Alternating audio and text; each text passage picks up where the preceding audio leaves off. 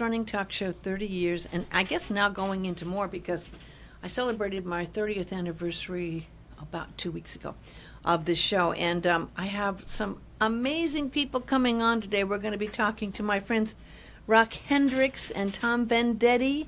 Aloha. You deserve a badge, Tom. You're at that point where you come so often. You're part of the club, right? Yeah, no, originally, you're part of it. I was so shy originally on the radio. I kept having to turn his volume up. She's cured me of that. So. Yeah. He was like, he didn't want to talk, and now he's like, he's just a natural, you know? Yeah. Amazing guy. Rock has only been on a couple of times, and I just love seeing Rock. And we are going to go Facebook Live. In case you want to watch, go to Cindy Paulos on Facebook.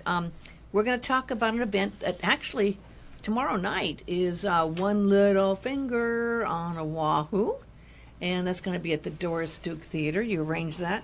That's correct. And then this coming Saturday is the big show at the McCoy Theater. We are so excited about that. And Rock is going to play with George Kahumoku. I'm excited. Yes, excited about it. I'm excited too. And then Rupam Sarma is actually flying out to be at the event on Oahu, which you arranged.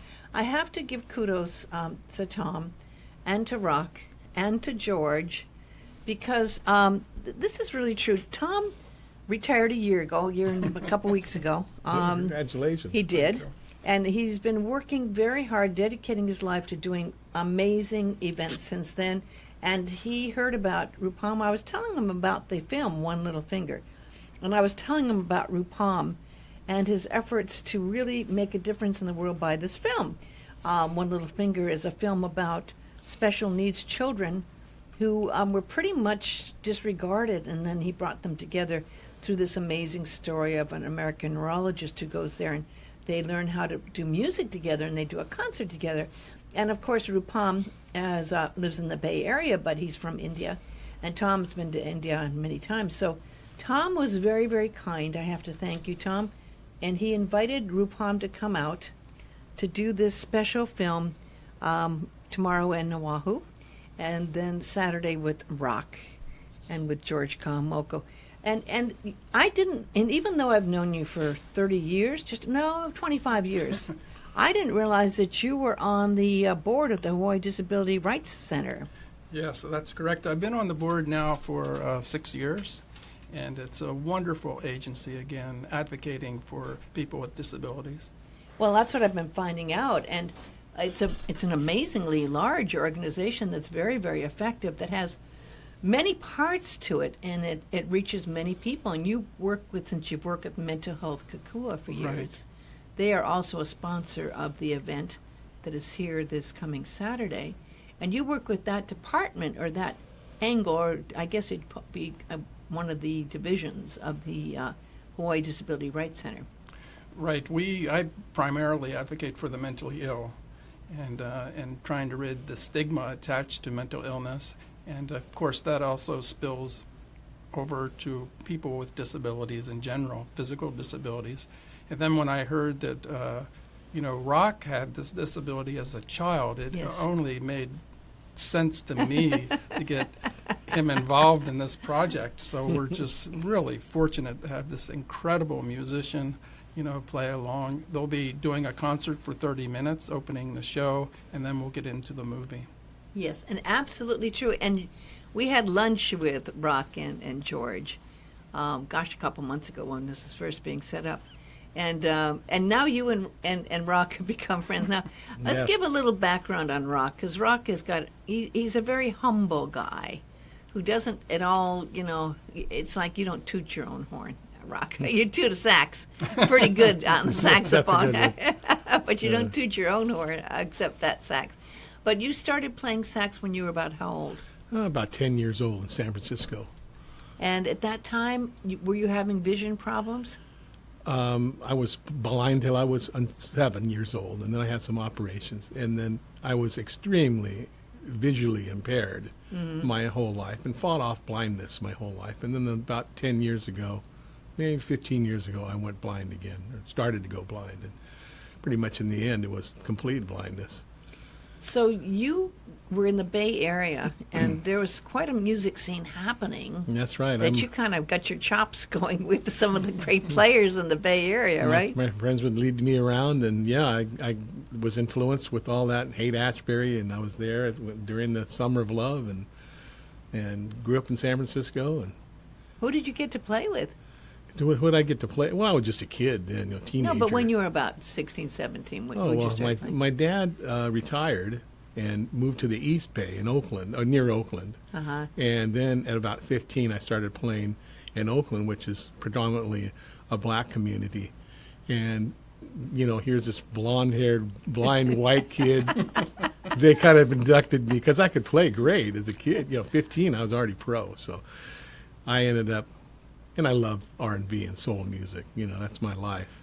I ended up playing with the Jacksons and a funk brother at Motown. Maybe the Jacksons, Marvin Gaye. Michael Jackson, the whole Jackson family, and Yeah. Janet Jackson. And They were all young then. I knew them all when they were young, and Marvin Gaye, of course. I worked with him and everybody. So Marvin Gaye, I have to say, is one of my favorites. Bobby Womack. Bobby Womack's amazing. And, Marvin Gaye's music is so completely relevant with That's everything right. he was talking about then. Absolutely. What's going on? What's going on was Yeah. so completely on target, Yeah. And that was, 40 years ago? He did Yeah, that? that's 30, right. 40 years ago, 40 that years song? ago. My Yeah. gosh. And, of course, one of those songs has a great sax solo. You didn't get to play on that one. Da, da, da, da, No, da, that da, was da. another guy before me. But it was a great Yeah. sax solo on Oh, that yeah. one. wasn't it? Yeah. And Motown, being at Motown all those years, for me was a real honor, and being a funk brother. Well, that was when you went to Los Angeles, right? That's right. Yeah. Motown moved to L.A. in 1970. Uh-huh. And the And first time a I ever... powerful force. What a powerful Yeah. force. Huh? First time I ever saw Beverly Hills, I was young, and I'd never been there, and it was Berry Gordy's house, and of course that blew my mind. What year was that? That was 1980. Oh, I went to school and high school there. Really, what school was that? Beverly Hills High? You're kidding. No, I'm not kidding. Beverly Hills High School, El Dorado, and 9021, Hawthorne. or what was that show? 90212. This That's was before that. That Oh, was yeah, before I know, that. but it still. was. Was it like that? Kinda? More so. More so. More so. I mean, Dino Martin, the guy, that is Dean Martin's son, got a yellow Ferrari for his birthday. Wow. He was 16 years old. Portland Wow. Mason, not Dave Mason's, the other, James Mason, daughter was there and got a Rolls Royce for her Wow. birthday. And kids would brag about how many doctors they had. It was Incredible. Yeah, it was so bad that I literally had my mother drop me 2 blocks from the high school because I didn't want them to see the car we had. Oh, That's how bad it was. That is hilarious. So, wow. I was like, and you know what? The only thing that saved me was music. I was doing music. I was in the madrigals, and I was in music appreciation, and art. That's the only thing I could relate to. Gosh, Cindy, that's amazing. Got me through. Got me through enough, right? But no, music is amazing, and for you to be able to hang out with some of those guys, it must have been strange because it's a pretty tight knit. The Motown community was very tight. It was a family-run organization. His sisters, Anna and Gwen, and of course Barry, and it was and he ran it with an iron fist. And, Yeah. And there's stories. yeah, and it was really.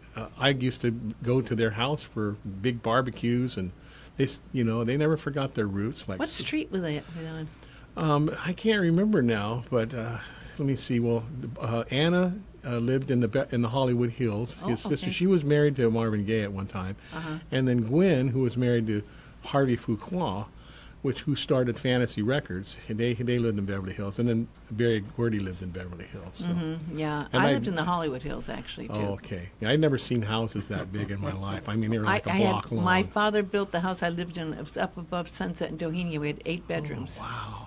Yeah, it was big. Boys. A couple of lots. I love L.A., you know. L.A., oh my God. I go Yeah, I back, know. I'm so glad I don't live there anymore. That's all I can say. Yeah.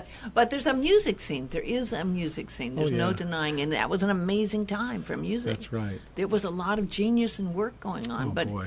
it was a tight-knit community. That's right. So you were lucky to be able to get in there. You're really lucky because really a lot of jobs in Hollywood are hand-me-down jobs. Like Yeah. if you're like a grip or something, and a cameraman, your father, your grandfather did it, and it's passed down. Yeah, no, that's so it's true. hard to get in. My my Sunday school teacher was Eleanor Powell. I'm dating myself here, but she was married to a famous actor, and she was my Sunday school teacher. And we literally would be taken after Sunday school in a limousine to NBC, where she started a show called Faith of Our Children. And so I always mixed going to church with going to NBC studio and being on TV. It kind of all blurred together in a weird, thing. Yeah. But no, L.A., La La Land. You must have seen movie stars all the time. Oh, yeah. No. I can remember one time, it was like 2 a.m, I was at like Ralph's grocery store, and Sophia Loren was in front of me getting a bunch of cans of chili, and I thought, God, how weird is that? You know? I know, it's pretty weird.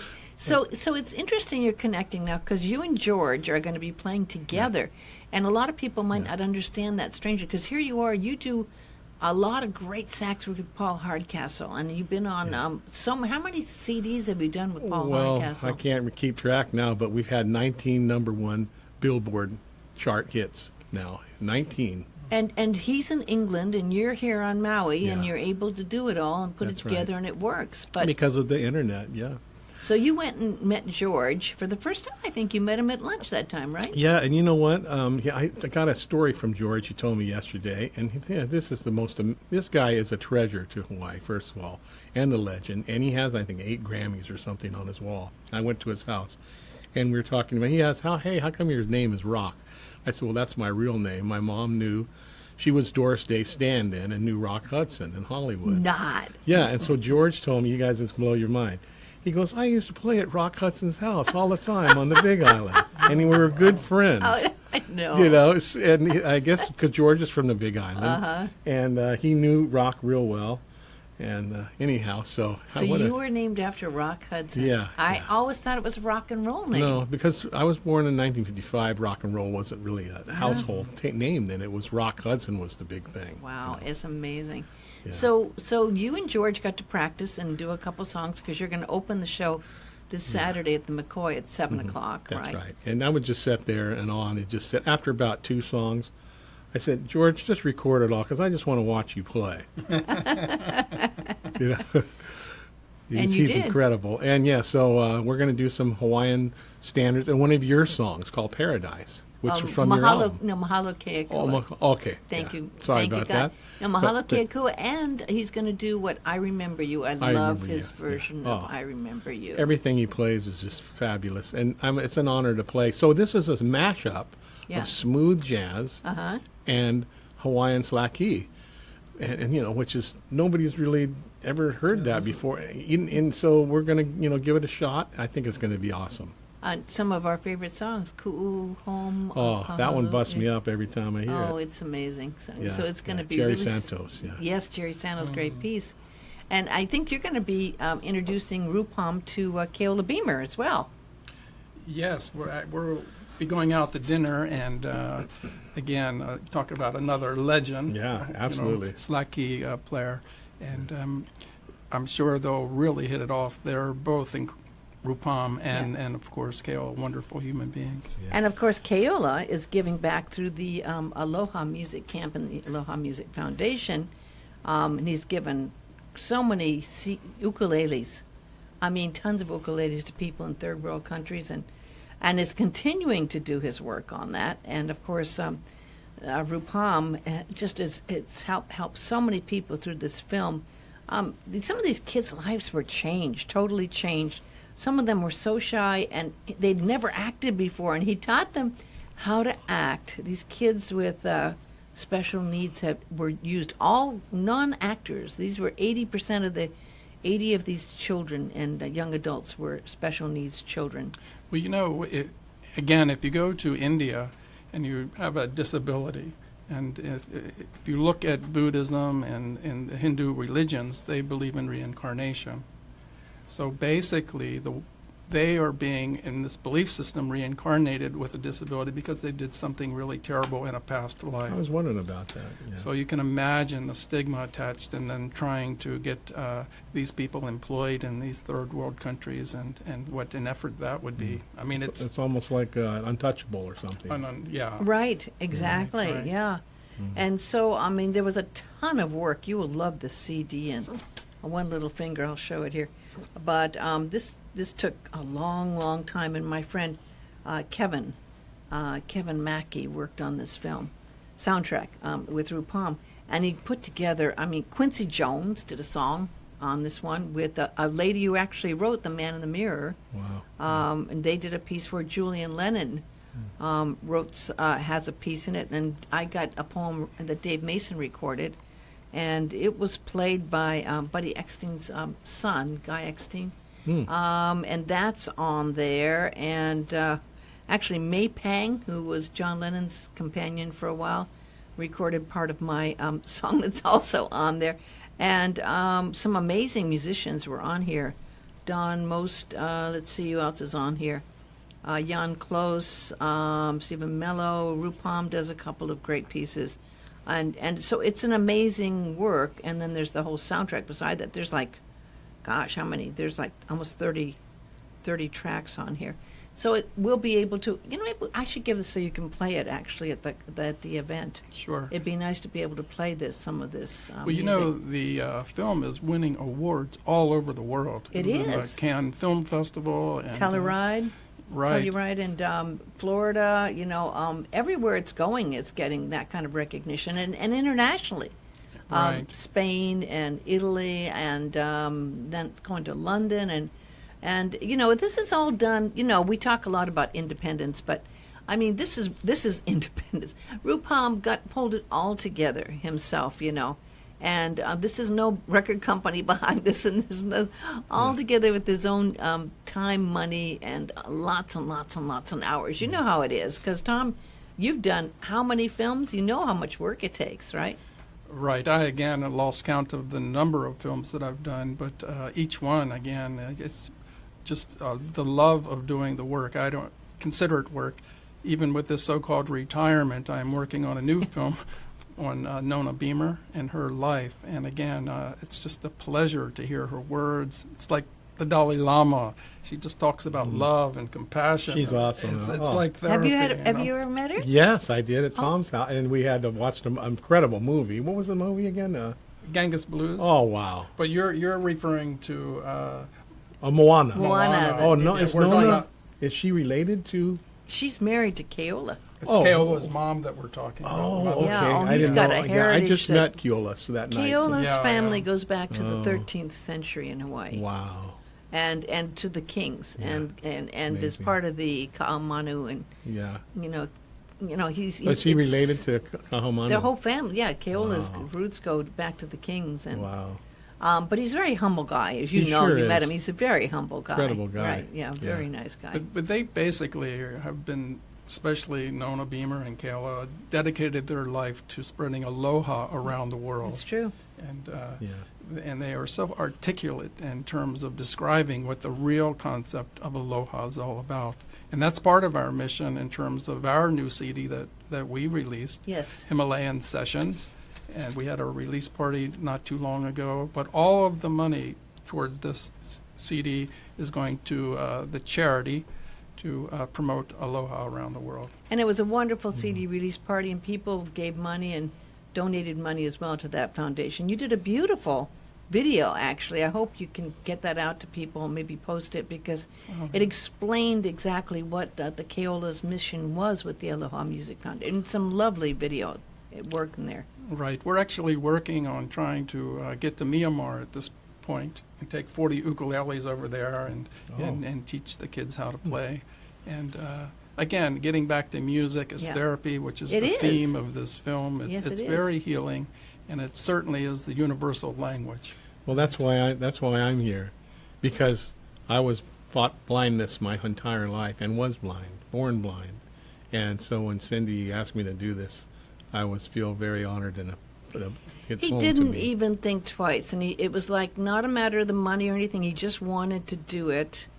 And I have to say, you work so hard. You live up country. You drive out to go to Kaanapali a couple times a week. You had your truck stolen, and you got it back finally. But it was, I mean, you really work hard, Rock. People don't realize, how difficult it is to live a musician's life on Maui. It's not. It's not a glamorous. No, it's job. not, It's not a glamorous job. I basically played to to keep my chops up. They call Yeah. it, But and I play with a great guy, Mitch Keppa. Who's wonderful. And I most of my revenue comes from recordings from all the Motown and the Paul Hardcastle. You get some stuff. still from that. Yes, and Paul Hardcastle and things like that, and So anyhow, I have a studio at my house and I record. How's a that lot coming there. along? You just moved? Just moved, to Upper Kula, which we're about a mile above the lodge.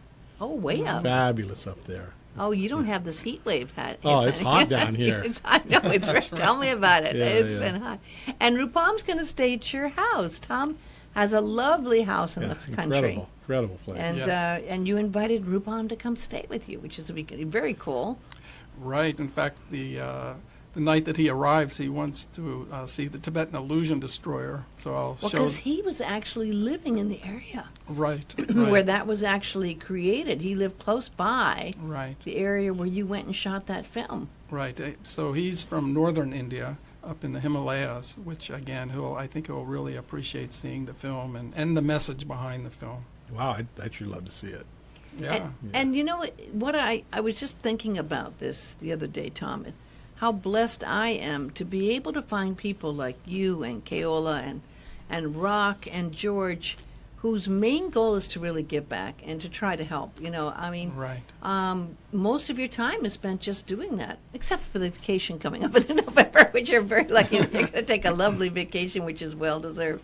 But you spend most of your time going to places like up off Flagstaff, working with some of the disability, some of the people who are in a Native American community out there in a special area, trying to help some of their people with mental challenges. Right. That's the Hopi Reservation. But at this stage of my life, I'm really looking at integrity and how to give back. So when I look back at my life, I've been so blessed in so many ways.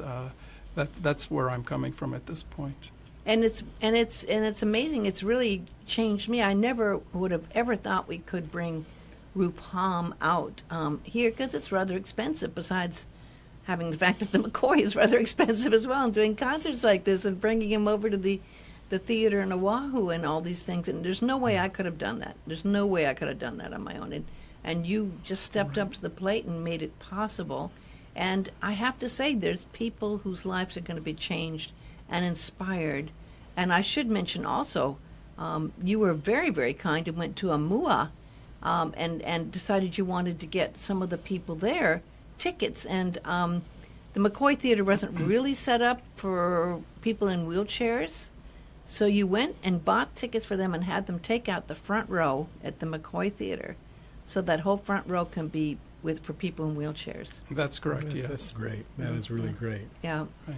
And so, and of course, these are people that would not have been able to get out there and see a film like this otherwise. Again, when you start projects like this, they just take on a life of their own. And, when the energy is flowing in the right direction, people like Rock come aboard and others, and it just starts manifesting itself. It's a wonderful thing. That taking the seats out of the front row, that just reminds me when I was growing up in San Francisco, I lived on the Presidio. My dad was a colonel. Oh, I didn't know that. That's a huge area, beautiful area. Yeah. And I could barely see. You actually grew up in the Presidio? On the Presidio, yeah. Oh, my But gosh. I couldn't see. I could barely see. So they would put me in the front row, right, of the movie theater, Tom. And but as the Vietnam War kept going on, they would take more and more seats out to wheel the guys in that had got their legs blown off and stuff. Wow. And by the time I stopped going to the movies, but there was like the first 20 rows were gone. All these guys would wheel them in on gurneys. My gosh. Wow. And those poor guys, and so I couldn't see the movie. I couldn't see the screen anymore. But that reminds me. And this is what people though that have disabilities and handicaps. It's frightening. It's scary, and they really need help. And God bless you, Tom, for helping, and Cindy. And because it's just I've been there, and it's scary as hell to be disabled. And we can't even begin to imagine. I can't imagine. I mean, I have bad vision, but I cannot imagine.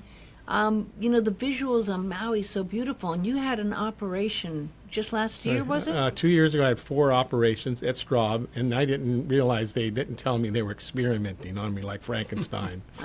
But I ended up getting perfect sight in one eye, 20/20. I can drive a car now, and I had to learn and to be able to see the beauty to of this see, island, yeah. you know. It's a miracle. Yeah. And, but I never forget that scariness of not being able to see. You're helpless to not be able to walk or not be able to see or to talk or hear. It's, so when those people we need help. And we just had a friend come in. Hi, Adam. Which reminds me that at the fair this Friday, they have a day Friday for special needs. They spend a whole day Friday. So they have a chance.